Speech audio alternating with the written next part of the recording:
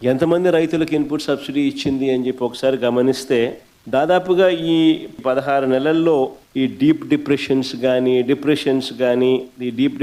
కానీ సైక్లోన్స్ కానీ ఇలాంటివి రాష్ట్రంలో పంటలు నష్టపోయిన పరిస్థితులు దాదాపుగా 2024 నుంచి చూస్తే జూన్ నుంచి చూస్తే దాదాపు 16 సార్లు ఉత్పన్నమైనాయి.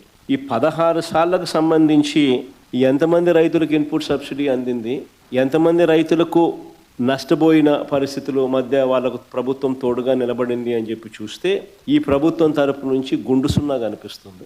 మోంతా తుఫాను ఒక బీభత్సాన్ని సృష్టిస్తుంది అనేది ముందుగానే అసెస్మెంట్ చేసుకున్నాం. ప్రిపేర్డ్నెస్ అన్ని యాంగిల్స్ లో ప్రిపేర్ అయ్యాం.